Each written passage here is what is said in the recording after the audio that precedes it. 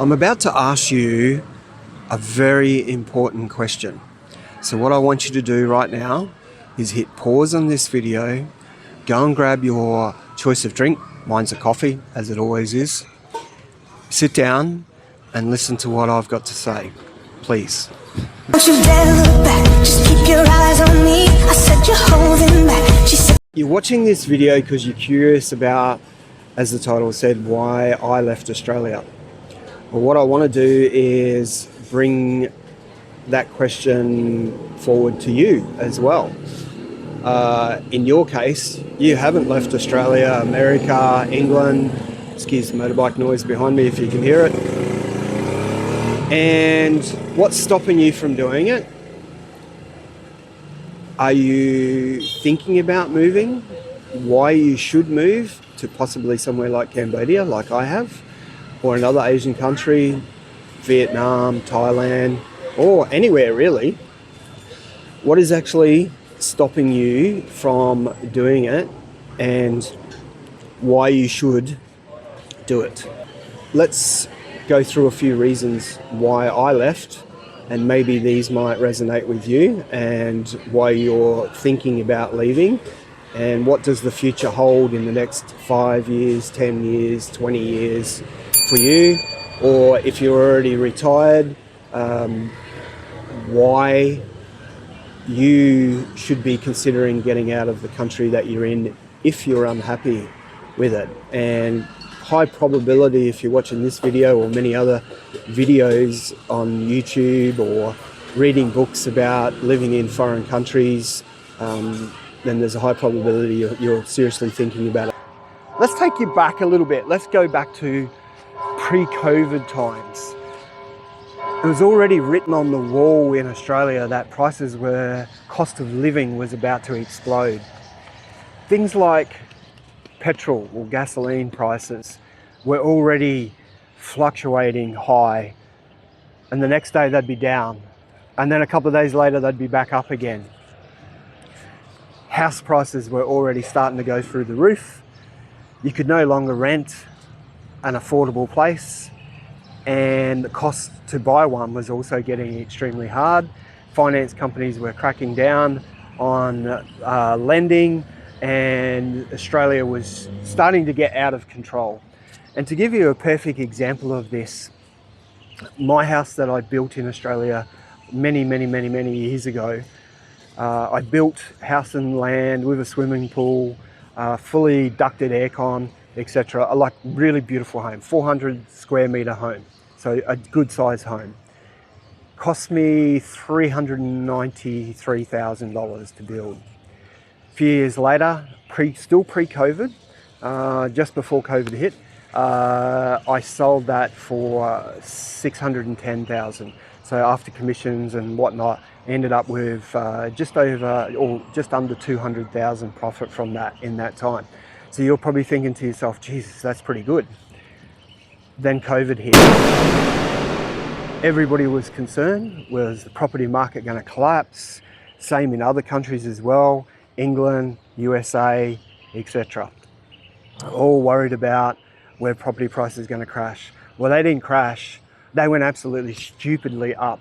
And the same people that bought my house sold it 18 months again later, only 18 months, and sold it for just over $800,000. So that house had a $200,000 increase in price in 18 months. That's ridiculous. We got Big Ben here as well. We got a lot of the big name items. I don't know why they call it Euro Park when they have the Sydney Opera House here, but you've probably seen me film from here in other videos. It's only a couple of minute motorbike ride down the road from our place, so it's very handy and it's a beautiful place. We've got canals and all here. Food prices were starting to go out of control. This is another reason why I left Australia. Not only were rents going through the roof, property prices were going through the roof, cars were getting crazily expensive to buy, just the whole general cost of living, electricity. You know, I remember working with this lady, just her and her husband, and they were telling me that they were spending over $1,000 a month alone on electricity for their home.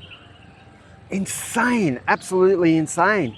That's basically, back then, was a week's wages just going so you could turn the lights on and have a cold drink in the fridge or cook a meal or watch a TV. Ridiculous, absolutely ridiculous. We pay about $50 a month for power here in Cambodia. Compare that to what you're paying now. And that's not solar either, that's straight power. About 50, sometimes 55. Running air cons, bedrooms, lounge rooms, fans. All right, let's talk about some of the other things as well. Pressure. Peer pressure in Western cultures is real. I don't care what anybody says. You think it's not real, it's real. There's pressures on you for you to look a certain way, wear a certain type of clothing, live in a certain type of area, drive certain types of cars, have certain types of jobs, etc. And I'll give you a perfect example of that is taxi drivers. When you think of taxi drivers in your country or Uber drivers, what's the first thing that comes to your mind? Indians, right? So that's a pressure that we've put on ourselves, that we automatically assume that Indians are lesser of people and they're the only ones that drive taxis. Cambodia, not a single Indian person driving a taxi. They're all Cambodians. They don't care. There's no pressure from society about how they dress, how they look from day to day, whether they cut their hair every week or every month, although I do get a haircut every 3 to 4 weeks, but my hair grows super quick. No pressures about their jobs, and they're happy. There's no pressure about having to earn $100,000 or $150,000 a year. They live a simple, minimalist life, and they smile every day about it. They don't care. They don't care at all. They have no worries whatsoever. So long as they've got somewhere to sleep, a roof over their head, and food in their belly, they're quite content. Let's talk about red tape for a minute. In Australia, nowadays, they're even talking about taxing farmers because their cows fart and they release a gas into the atmosphere. How ridiculous is this? Taxing a farmer because his cows fart and release a gas. Think about that. Is your country doing the same? Australia is seriously thinking about it, and they've been talking about it for quite some time. Everything they do in Australia, and look, I love Australia and I think Australia is beautiful, but it's got to be the tax capital of the world. Every single thing you do, you pay tax on, and you pay copious amounts of tax on it. Everything. You're born, you got to pay tax. You go to work, you pay tax. You retire, you're paying tax. You die, and they're going to pay your tax. There's a death tax, you know. Like, it just doesn't end. Your whole life does not end. So there's got to be something different out there, and that's why I moved out of Australia. It's not the sole reason, obviously, you know, I have Sopony, but it is one of the big reasons and reasons why I started searching outside of Australia, where I could go, what I could do, where I'd be happy in. And I've travelled quite a lot of countries around, not as many as some, but quite a lot of countries. And I kept coming back to Cambodia, watching videos, learning more about it, learning cultures. Cultures is a big thing. You come over and you have an Asian wife, Asian bride, whatever it is, that you pay a lot of money. Cambodia is completely different to that, okay? It is nothing like some of the other Asian cultures. And I can prove that over and over and over again for you as well. So yeah, taxes everywhere. You know, GST was implemented, I can't even remember now, 20 years ago, 25 years ago, whatever it was, maybe 30 years ago, I can't remember now. 10% everywhere. Government's talking about, in Australia, is talking about raising the GST. They have VAT, which is value added tax in Cambodia, but there's hardly anybody ever actually charges it. Very, very few places. Some of the big companies, for example, Brown Coffee, which is a big coffee franchise here, they'll charge you VAT on top of when you buy a coffee. I think it's 11%, so it's very similar to Australia, 10%. It's around about that same sort of mark. So there is some places that will charge it, but they're traditionally the really big companies. But as a general rule, probably 95% of the things that you go and buy, probably even higher, probably 98% of the things that you go and buy, you won't pay GST on. So that helps keep the costs down a lot. What you will pay though is huge tax on imported second-hand cars here. There is massive tax on those and they're quite expensive. In actual fact, doing some searching around, as I've mentioned in one of my other videos, we're looking at buying a new car next year, and I'm comparing used to new, and I really can't see the value in buying a used car because the taxes are so high. And a lot of the car brands now are actually made here in Cambodia, so the likes of Ford and Mitsubishi and Isuzu and a lot of these other brands, and that's just a couple of them, there is others as well, are actually made here in Cambodia, so the tax is not so high on them, there's not import tax on them. Which is quite continuing on with the red tape theme. If you, for example, wanted to get married in Australia and in America, I'm guessing, somebody can write a comment down below, correct me if I'm wrong here. You wanted to close off the street, put up a massive big tent to cater for everybody, have caterers cooking and having hundreds of people come along, and the whole street is closed off for 2-3 days. Or if you died and your family wanted to host an event and close off the street, and same thing, set up a big tent and have people come along, sometimes up to 7 days. This happens regularly in Cambodia, regularly. In actual fact, outside of where we live, the exact street outside of where we lived, just last week, there was 3 days where there was a funeral. They closed the street off for 3 days. The funeral finished.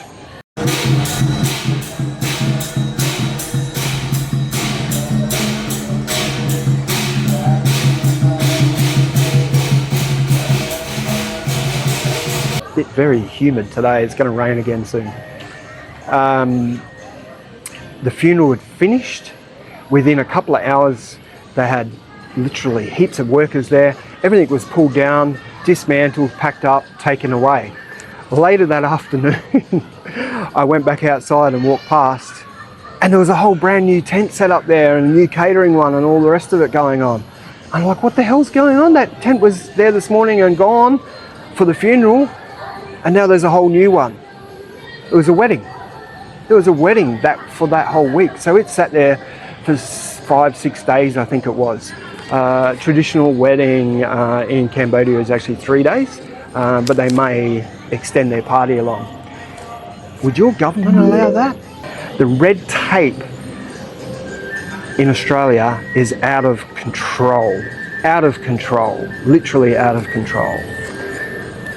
I've heard reports where Christmas time or Halloween, like they've been celebrating here over the last week or so,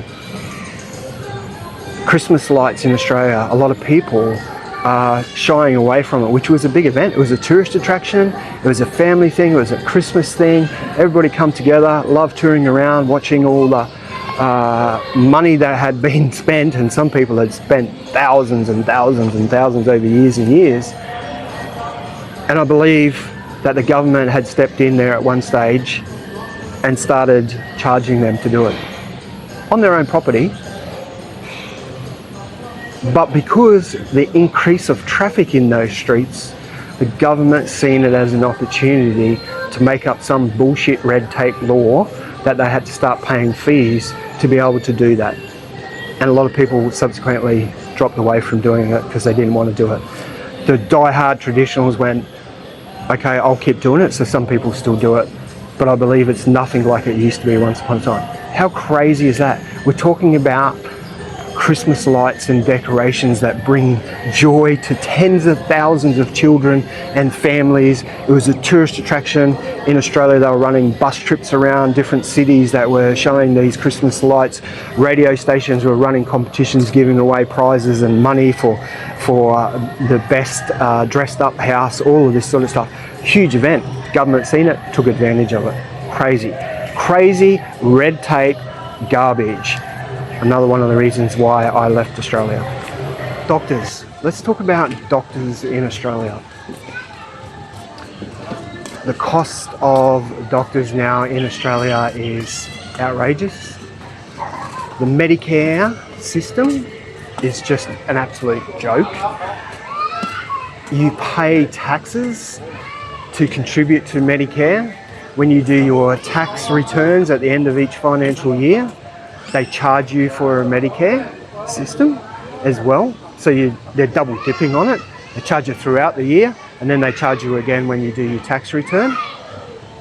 Crazy, right? Absolutely crazy.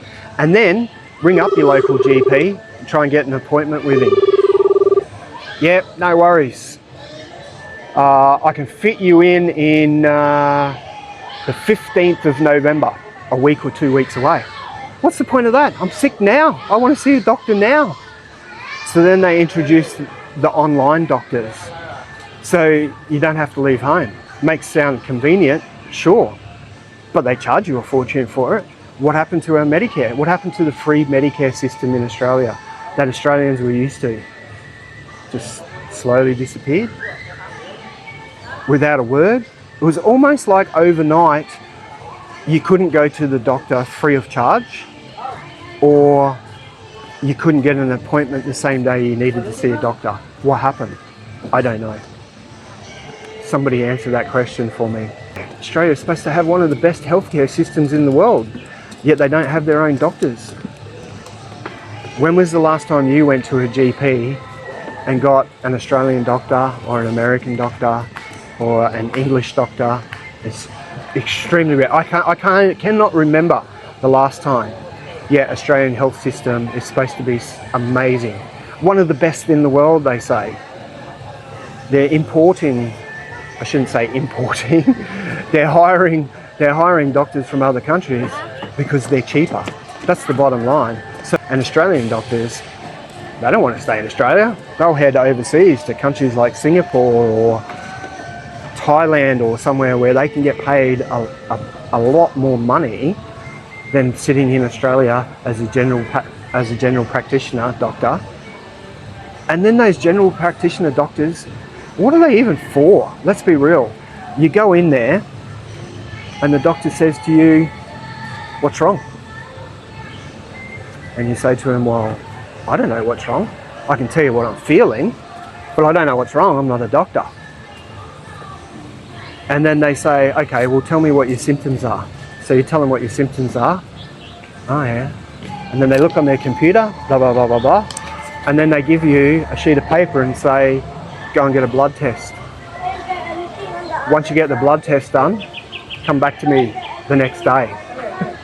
So you've already waited 1 or 2 weeks to see the doctor. The doctor still hasn't told you what's possibly wrong or made a prescription for you. He sent you to get a blood test, and then you've got to make another appointment to go back again. Doesn't make sense. It's out of control. I remember growing up as a child where if you were sick, you wanted to see a doctor, your parents took you to the doctor. And you seen the doctor had a chat to you, wrote you out a prescription, you went to the chemist, you got whatever it was you needed, and off you went home. And all was good. Jesus, times have changed in Australia. That same process though happens here in Cambodia, and it's just starting to rain here. You go to the doctor and you'll get to see a doctor within minutes of asking for one, within minutes, literally. The cost is minimal, like, well, if you're working here, let's say for example as a school teacher, most of the schools now actually give you free doctors, so you're not paying for it. And you'll get to see a doctor straight away, and they'll have a pharmacy inside the GP clinic, and you walk out, they give the prescription to the pharmacy or chemist, whatever you want to call it, and very shortly after 5-10 minutes of waiting around, you'll walk out with your medication. Just the same as it used to be years ago. What happened to that service in Australia? Another reason why I left. Is it the same in your country? Is that what happened? Is that what is happening in other Western and European cultures as well, countries? Let's talk about cost of travel. Another one of the reasons why I left Australia. Traveling around Australia is out of control. Hotels are expensive, fuel is expensive, campgrounds.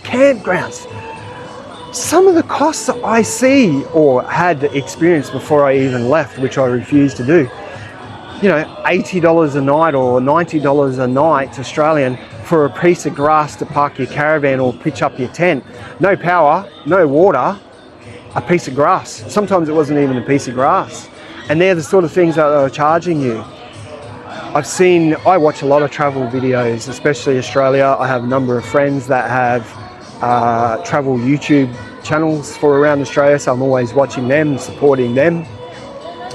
And I see them say, you know, Hip Camp, which is one of the platforms now you can find and rent a piece of land on somebody's property out in the middle of nowhere, and they're charging $40 a night for it. $40 a night for a piece of dirt or grass in the middle of absolutely nowhere. And what's happening is, like with my friends, is they're becoming so accustomed to that, they're going, oh, this is good value. How good is this? It's not good value. That's a friggin' rip-off. Have a think about it. $40 a night, 7 nights a week. What's that? $280 a week to have a piece of grass with no power and no water. Out of control. $280 a week. Okay, so what's that? Over $1,100 a month. You can rent a whole apartment here or a hotel in a place of your choice for a quarter of that. Sometimes even less, sometimes a little bit more. We travel a bit around Cambodia and over the years, and Vietnam and Thailand, and you can get nice hotels. And I've done a video recently just on one on Siem Reap. It was $18 a night. Nice hotel, swimming pool, restaurant, including breakfast. I didn't actually mention that in the video, I forgot all about that, but it included breakfast. $18 a night. That was actually for 3 of us, because my oldest daughter was over here with us at the time. 3 people, $18 a night. You tell me where in Australia you can find a hotel room for $18 a night in a tourist area 5 minutes from the heart of the city, which was Siem Reap, and that's where we were, literally a 5-minute walk from the heart of the city. Out of control. Airfares out of Australia are out of control. Last year, to give you an example, last year I went back to Australia for a little bit, okay, and for a number of weeks. And when I flew back, I flew out of Australia into Ho Chi Minh City, into Vietnam. And Sopany met me over there because it was her birthday and we were going for a couple of weeks holiday in Vietnam. It cost me $299 for the airfare out of Australia to Vietnam. Next month, Christmas time, when we all know everything explodes in prices even more in Australia, we're off to Vietnam up to northern Vietnam. I've spoken about this before. And my daughter was going to come back again and spend Christmas with us. Also happens to be her birthday on Boxing Day, 26th of December. Happy birthday, Adrian. Pre-happy birthday. And she started looking up airfares to come over a week or so before Christmas. And the airfares were like $1,500 out of Australia. $1,500 one way, $1,500. Last year, I did the same trip for $299. Tell me how they justify that. Now, we're booked into a lot of hotels and we'll show you the whole trip and how much we pay. I don't think any of the hotels that we're staying in are more than $20 a night, if I remember correctly. I know they're definitely under $25 a night. Christmas time, okay? So put that into context. Cost of travel is outrageous. Cambodia, if I want to go to Bangkok or Thailand for a weekend away, you can get an airfare here for under $100. If you're watching this from Australia, you tell me if you can fly from Melbourne or Adelaide or Sydney to, say, the Gold Coast for under $100 nowadays. You used to be able to, but now it's, once you book, it's plus your seat, plus your luggage, plus a booking fee, plus a card fee, and it starts adding up very quickly. you still can get them from time to time if you want to book way in advance in Australia. But I'm just talking about, oh, tomorrow I want to go to Bangkok. Okay, no worries. Price is exactly the same today as it is in 6 months' time. It doesn't matter. It's just the same. For whatever reason, other companies that are coming into Australia are understanding that Australia is a place where you can up the price of everything because Australians are silly enough to pay it. And they automatically assume because you're white Australian or Aboriginal earning a good income that you can afford everything. They just forget about that the cost of doing anything is outrageous. So it doesn't add up. Like, wages haven't gone up compared to the cost of living, that's for sure, for anything. Holidays, food, rent, buying a house, nothing. Doctors, nothing has gone up with it. Your wages have not risen with it. So yeah, I've covered a lot in this, and I know it's probably parts of it were a little bit boring, but I hope it made sense to most of you that are seriously thinking about leaving the country that you're in. And one other last question I want to ask you with that is, what's actually stopping you from doing it? Nothing really. It's just fear and mindset that's stopping you from doing it, worrying about the unknown. And I know that feeling because I remember the first time that I made the absolute decision to leave Australia permanently, and I remember jumping on the computer and notifying the Australian enrolment for voting that I had no intentions of returning, so that I didn't have to vote in Australia anymore for, Labor, Liberal, etc. And also lodging my last tax return back there. It was a little bit daunting. I remember turning up to the airport with 2 suitcases, and that was pretty much it. It's of course some money in the bank, but you get the general idea. There really is nothing. I recently had one of my friends who lives in Canada. He actually messaged me a few months ago now, and he said to me, how long, sorry about the change in light here as we're walking around these markets inside and outside. He said to me, how long did it take you to organise everything back in Australia before you left? So, I don't know, a few weeks. Why? And he said, a few weeks? Why just a few weeks? He goes, I'm thinking that it's probably going to take me 12 months. And I'm like, what the hell? Why? Why does it take you 12 months? He's only a young fella, he's only in his mid-20s, and he's probably watching this video as well. You don't own a home, you're not married, you haven't got any kids, you don't even have a job in Canada. He was helping his mum out and living at their house. So realistically, he could have been gone that evening. He has lived in Cambodia before, and he has said that he wants to come back and live, but it's just in the mind. It's just pure fear for him. Fear from him from making the jump, because there is absolutely no reason why you can't do it. And if you want to stay connected to family and friends back in your home country, internet is amazing. Video call. Worst case scenario, jump on a plane, go for a holiday and go and visit them. Other than that, there's absolutely nothing stopping you whatsoever from doing this.